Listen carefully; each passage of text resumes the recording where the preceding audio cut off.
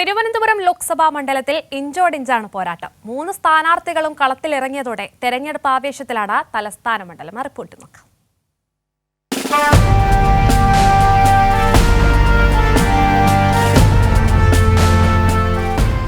കേരളത്തിന്റെ തലസ്ഥാന മണ്ഡലമായ തിരുവനന്തപുരത്ത് ഇത്തവണ തീപാറുന്നതാണ് പോരാട്ടം. ത്രികോണ മത്സരമെന്ന ശീർഷകം തിരുവനന്തപുരത്തിനൊപ്പം നേരത്തെ ചേർന്നതാണ്. അപ്രതീക്ഷിതമായ അട്ടിമറികൾ, വമ്പന്മാരുടെ വീഴ്ചകൾ, പ്രമുഖർ നയിച്ച പോരാട്ടങ്ങൾ, ഇവയാണ് തിരുവനന്തപുരത്തിന്റെ മത്സരചിത്രം. ഇത്തവണയും അതിന് മാറ്റമില്ല.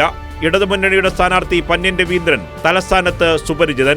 വ്യക്തിജീവിതത്തിലും രാഷ്ട്രീയ ജീവിതത്തിലും ആദർശം കൈവിടാത്ത വ്യക്തിത്വം. മാത്രമല്ല, ചിട്ടയായ പ്രവർത്തനത്തിലൂടെ ഇടതുമുന്നണി ഒരു പടി മുന്നിലാണെന്ന് എതിരാളികൾ പോലും അംഗീകരിക്കുന്നു.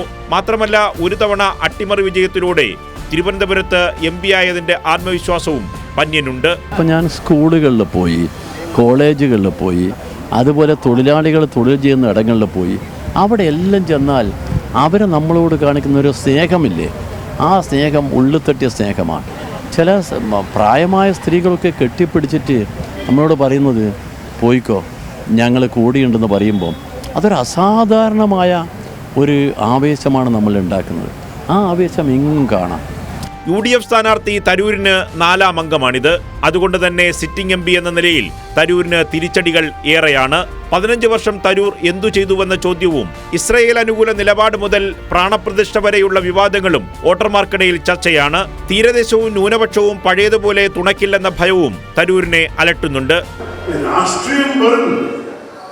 വികസന പ്രവർത്തനം അവിടെ ഇവിടെ ഒരു കാര്യങ്ങൾ ചെയ്യണമെന്നല്ല, പ്രത്യേകിച്ച് MP-മാർക്ക് ചുരുങ്ങിയ ഫണ്ടേ ഉള്ളൂ.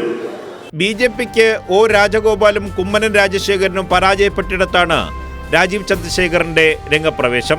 അതുകൊണ്ട് തന്നെ പരമ്പരാഗത BJP വോട്ടുകൾ സമാഹരിക്കാനാകുമെന്ന കാര്യത്തിൽ ഉറപ്പില്ല. മോദിയുടെ വികസനത്തിന് വോട്ടെന്നതാണ് രാജീവ് ചന്ദ്രശേഖറിന്റെ പ്രചരണം. പക്ഷേ മണിപ്പൂർ കലാപം മുതൽ പൗരത്വ നിയമം വരെയുള്ള കാര്യങ്ങളിൽ വോട്ടർമാരിൽ ഉയരുന്ന വികാരം BJPക്ക് എതിരാണ്. ഞാനിപ്പോൾ എൻ്റെ ഈ ഇലക്ഷൻ ഒരു മത്സരമായിട്ടല്ല കാണുന്നത്. ഞാൻ കാണുന്നത് ഇതൊരു നിയോഗം, എൻ്റെ ഒരു മിഷനായിട്ടാണ് ഞാൻ കാണുന്നത്. തരൂരിനു മുമ്പ് 3 തവണ തുടർച്ചയായി തലസ്ഥാനത്ത് MP ആയത് കോൺഗ്രസിന്റെ A ചാൾസാണ്. പക്ഷേ 4ാം തവണ KV സുരേന്ദ്രനാഥിന് മുന്നിൽ A ചാൾസ് കീഴടങ്ങി. ചരിത്രം വീണ്ടും ആവർത്തിച്ചാൽ അട്ടിമറി വിജയമാണ് LDFന്റെ പ്രതീക്ഷ. നിർമ്മൽ ചക്രവർത്തി, കൈരളി ന്യൂസ്, തിരുവനന്തപുരം.